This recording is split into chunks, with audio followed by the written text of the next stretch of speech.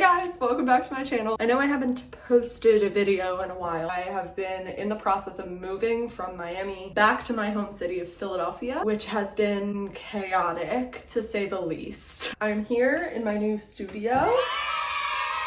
I feel like I kept putting off making videos because I had this idea in my head of what my YouTube channel was supposed to be. I kept thinking it had to be these like super polished, over-edited vlog style videos, but that's literally not the case. It's my YouTube. I can do whatever I want. So I've decided to utilize my free will. I do still definitely enjoy making the like super edited videos, but it's not efficient to do those all the time. That being said, let's get into the content of today's video.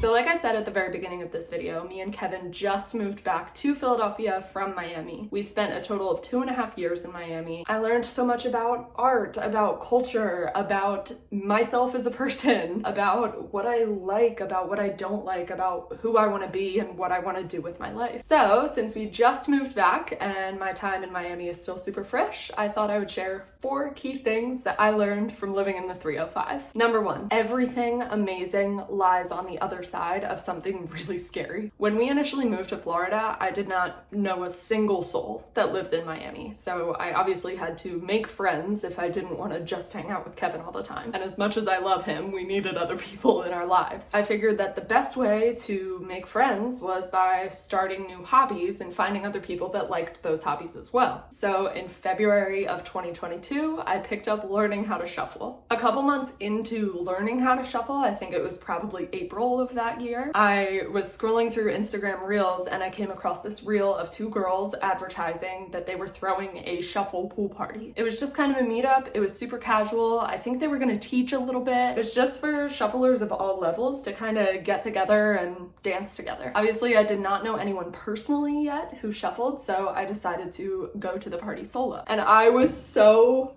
scared. What is hilarious and laughable, if you know anything about the culture in Miami, is that I showed up on time. If you don't know anything about timeliness culture in Miami, everybody is late to everything. If something starts at 1 p.m., nobody's really getting there until 2:30, 3 o'clock. But I did not know that, so I showed up right at 1. And the 2 girls who were throwing the party, these cool Instagram girls that I was intimidated by, they were still like setting up the party. I was so mortified that these cool shuffle girls were gonna make fun of me, but in reality they were so sweet and kind, and these 2 cool shuffle girls ended up being some of my best friends in Miami. Gabby especially, because she ended up later moving like next door to me basically. So we really became close and we used to shuffle together all the time, and she became the hardest person to say goodbye to. So all that to say, go to the scary event, meet the people, even if you show up hilariously early. On the other side lies something amazing. Number 2, if you don't know what to do with your life,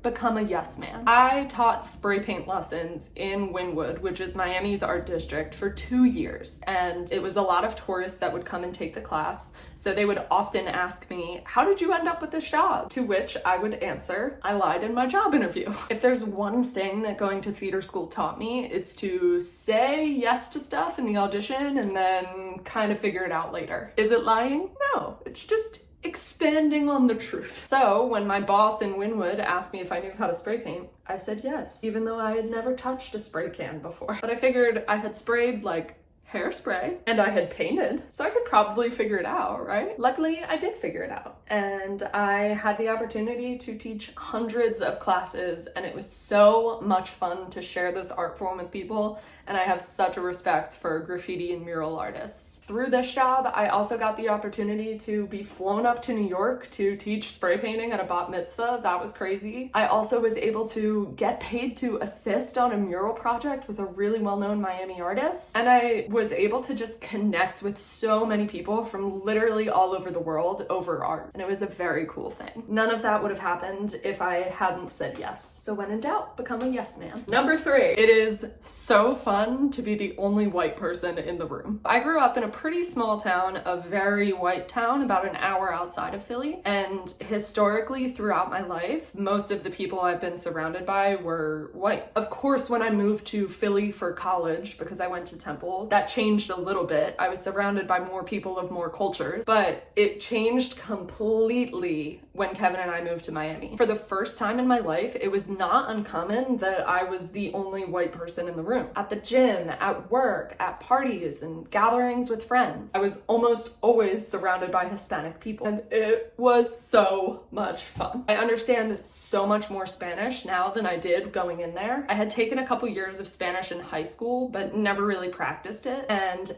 being in Miami, being around so much Spanish, and so many different types of Spanish too, I finally know what people mean when they say, oh, I understand a language, but I can't totally speak it, because that's kind of where I'm at now. I definitely lack a little confidence when it comes to speaking, so I definitely need some more practice, but it was always so much fun going to work, and most of my coworkers were Cuban, so they would teach me like Cuban slang and different stuff like that. Que bola, by the way. It was the best, and I feel like I learned a lot, and it was really cool. So for my white folks watching, make sure you actively make yourself the only white person in a room every once in a while. I plan to do that much more because I love learning about people and about their culture. Speaking of learning, number 4, I'm gonna hold your hand when I say this. It is not too late to learn something new. My whole life, for as long as I can remember, I identified as not an athlete. This identity was loosely based off of the fact that I played soccer for 1 year when I was 5 and I hated it. My dad actually coached the team that I was on, and at the beginning of every single game he would ask, who wants to sit out first? To which my hand would shoot up. Since then, I truly believed that it was just my destiny to be the weird artsy girl. I joined theater in 6th grade and I loved it. I loved it so much that I went to college for it, and I never really tried sports again. By the time I got to high school and college, even if I was interested in dance or in something physical, I would avoid it because I figured I was too late because I hadn't been dancing since I was 3. Now, I'm a dancer and I'm a weightlifter. I identify as an athlete. I train like an athlete. When I first started learning how to shuffle, I practiced religiously for hours every single day for over a year. Nowadays, I practice a little bit less intensely, I will admit. However, I do practice multiple times a week for about an hour or so. Also, not to brag, but for a while, I held the bench press record for like 1 rep max in my gym, which felt super cool. I started at the gym with a trainer, which made all the difference because he was able to teach me like the right technique and I didn't have to question, and I also didn't have to pay attention to like how much weight I was lifting. He would just put more on and challenge me, so there was no like real thinking involved. He just said pick this up and I did, and he would correct me, and having a trainer was so huge. I'm so grateful that I got to learn how to dance and how to lift. My body looks different, I feel better, and I feel like an athlete. It's been a really cool transformation and I'm excited to learn more. I really feel like I'm coming back to Philly as a changed woman in so many ways, and I am so happy that we moved to Miami when we did. We don't have kids, our jobs are flexible, and we had the means to. I feel so lucky and grateful that we were able to do that. I understand that this is an immense privilege to be able to do, so obviously take everything I'm saying with a grain of salt, but if you're able to, I cannot recommend enough moving away from your hometown or your home city. It is incredibly difficult. It's intimidating. It'll test your belief in yourself. If you're moving down there with a partner, it'll test your relationship, but it's so beautiful and so worth the pain and the challenge. Because we moved to Miami, I have lifelong friends that I never would have met, and I have an incredible vision for my life and who I am and who I want to be. And not to say that I couldn't have gotten that otherwise, but it certainly helped to step outside of